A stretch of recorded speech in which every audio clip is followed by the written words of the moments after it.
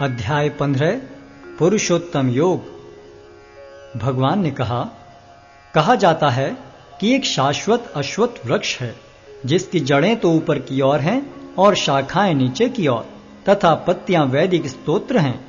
जो इस वृक्ष को जानता है वह वेदों का ज्ञाता है। इस वृक्ष की शाखाएं ऊपर तथा नीचे फैली हुई हैं और प्रकृति के 3 गुणों द्वारा पोषित हैं। इसकी टहनियां इंद्रिय विषय हैं। इस वृक्ष की जड़ें नीचे की ओर भी जाती हैं जो मानव समाज के सकाम कर्मों से बंधी हुई हैं। इस वृक्ष के वास्तविक स्वरूप का अनुभव इस जगत में नहीं किया जा सकता। कोई भी नहीं समझ सकता कि इसका आदि कहाँ है, अंत कहाँ है या इसका आधार कहाँ है। लेकिन मनुष्य को चाहिए कि इस दृढ़ मूल वाले वृक्ष को विरक्ति के शस्त्र से काट गिराए। तत्पश्चात उसे ऐसे स्थान की खोज करनी चाहिए जहां जाकर लौटना न पड़े और जहां उस भगवान की शरण ग्रहण कर ली जाए जिससे अनादिकाल से प्रत्येक वस्तु का सूत्रपात तथा विस्तार होता आया है। जो झूठी प्रतिष्ठा, मोह तथा कुसंगति से मुक्त हैं, जो शाश्वत तत्व को समझते हैं, जिन्होंने भौतिक काम को नष्ट कर दिया है, जो सुख तथा दुख के द्वंद्व से मुक्त हैं और जो मोह रहित होकर परम पुरुष के शरणागत होना जानते हैं, वे उस शाश्वत राज्य को प्राप्त होते हैं। वह मेरा परम धाम न तो सूर्य या चंद्र के द्वारा प्रकाशित होता है और न अग्नि या बिजली से। जो लोग वहां पहुंच जाते हैं वे इस भौतिक जगत में फिर से लौट कर नहीं आते। इस बद्ध जगत में सारे जीव मेरे शाश्वत अंश हैं। बद्ध जीवन के कारण वे 6 इंद्रियों से घोर संघर्ष कर रहे हैं जिनमें मन भी सम्मिलित है। इस संसार में जीव अपनी देहात्म बुद्धि को एक शरीर से दूसरे में उसी तरह ले जाता है जिस तरह वायु सुगंधी को ले जाता है। इस प्रकार वह एक शरीर धारण करता है और फिर इसे त्याग कर दूसरा शरीर धारण करता है। इस प्रकार दूसरा स्थूल शरीर धारण करके जीव विशेष प्रकार का कान, आंख, जीभ, नाक तथा स्पर्श इंद्रिय प्राप्त करता है जो मन के चारों ओर संपुंजित हैं। इस प्रकार वह इंद्रिय विषयों के एक विशिष्ट समुच्चय का भोग करता है।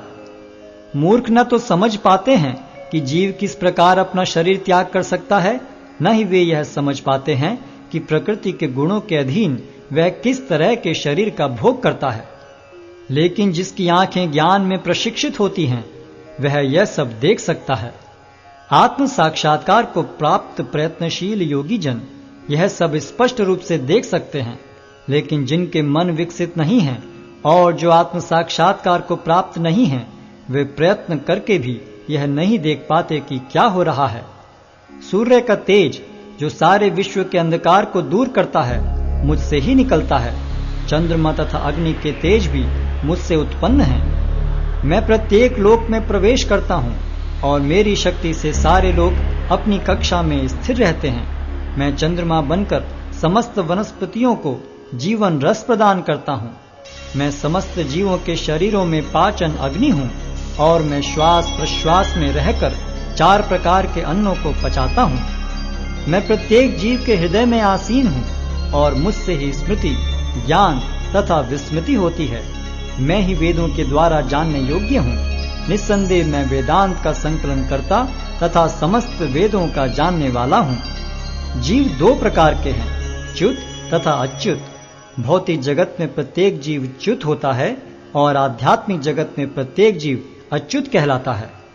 इन दोनों के अतिरिक्त एक परम पुरुष परमात्मा है जो साक्षात अविनाशी भगवान है और जो तीनों लोकों में प्रवेश करके उनका पालन कर रहा है।